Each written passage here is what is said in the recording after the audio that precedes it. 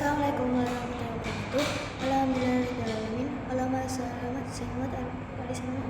yang terhormat kepada Biani dan Wides, aku masuk pada pesantren Biani dan tidak lupa guru-guru saya, teman-teman saya dan orang tua saya yang saya hormati dan yang saya sayangi.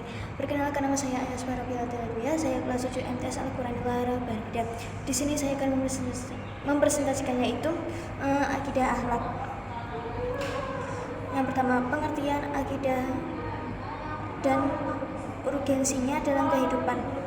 Akidah adalah keyakinan dasar seorang muslim yang bersifat pasti dan tidak berubah, mencakup keimanan kepada Allah, malaikat, kitab, rasul, hari akhir, dan takdir. Menjadi fondasi seluruh aspek kehidupan karena menentukan cara berpikir, bersikap, dan berperilaku. Tanpa akidah yang benar, ibadah tidak memiliki makna dan moral tidak memiliki arah yang jelas. Contoh, pelajar yang meyakini Allah Maha melihat akan terdorong jujur meskipun tidak diawasi guru. Yang kedua, bukti kebenaran adalah melalui alam semesta, yaitu A. Keteraturan alam, B. Kesempurnaan ciptaan makhluk, C. Hukum-hukum alam yang tetap sunnatullah. Contoh, fotosintesis yang bekerja secara konsisten menjadi petunjuk bahwa kehidupan diatur oleh Allah secara tepat. Yang ketiga, kewajiban beriman kepada malaikat dan implementasinya, yaitu beriman kepada malaikat adalah kewajiban yang termasuk dalam rukun iman. Malaikat adalah makhluk Allah yang selalu taat dan melaksanakan tugas-tugas tertentu, seperti Jibril yang menyampaikan wahyu. Keimanan kepada malaikat menumbuhkan sikap hati-hati dan ketaatan karena menyadarkan manusia bahwa setiap amal dicatat. Contoh, menjaga ucapan karena meyakini bahwa malaikat raqib dan atid selalu mencatat setiap kata. Yang keempat, perbedaan sifat wajib dan mustahil bagi Allah. Sifat wajib adalah sifat-sifat yang pasti dimiliki Allah, seperti al-hayat artinya hidup, al-qudrah artinya berkuasa, dan al-alim artinya mengetahui.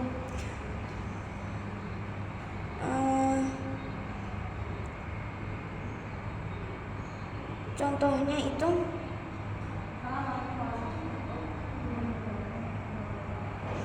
Allah Maha mengetahui, yaitu wajib, sehingga mustahil baginya untuk tidak mengetahui sesuatu mustahil. Yang kelima, makna Al-Basir dan Al-Latif dalam Asmaul Husna. Al-Basir berarti Allah Maha melihat segala sesuatu dengan sempurna tanpa batas ruang maupun waktu. Al-Latif berarti Allah Maha lembut, mengetahui hal tersembunyi dan memberikan pertolongan secara halus tanpa disadari manusia. Contohnya, siswa yang mengamalkan Al-Basir berusaha menghindarkan kecurangan, yang mengamalkan Al-Latif bersikap lembut dan tidak menyakiti teman. Yang keenam, arti husnuzan dan contohnya lingkungan sekolah.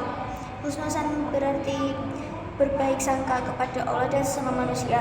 Sikap ini mendorong ketenangan, menghindarkan prasangka negatif, dan memperkuat persaudaraan. Contoh, ketika teman terlambat mengumpulkan tugas, siswa tidak langsung menuduh malas, tapi berbaik sangka bahwa temannya mungkin kendala.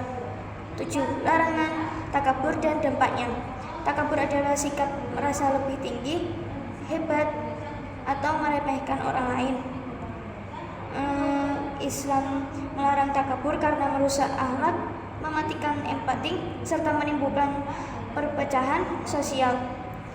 Takabur juga menghambat seseorang menerima nasihat dan kebenaran. Contoh, siswa yang meremehkan temannya karena nilai akademik rendah akan dijauhi dan menimbulkan suasana belajar yang tidak harmonis.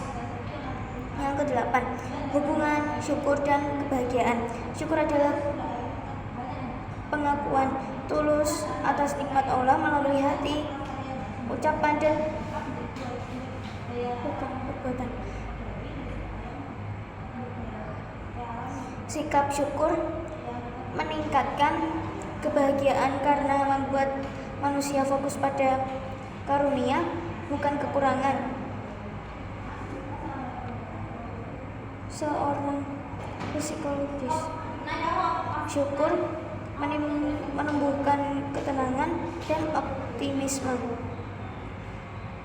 Contoh, membiasakan mencatat 3 hal baik setiap hari membuat siswa lebih bahagia dan berpikir positif.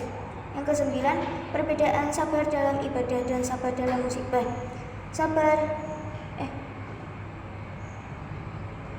dalam beribadah berarti keteguhan hati dalam melaksanakan ketaatan meski membutuhkan waktu, tenaga, dan konsisten. Sabar dalam musibah adalah menerima ujian dengan lapang dada tanpa mengeluh berlebihan serta tetap percaya kepada hikmah Allah. Contoh, sabar dalam ibadah,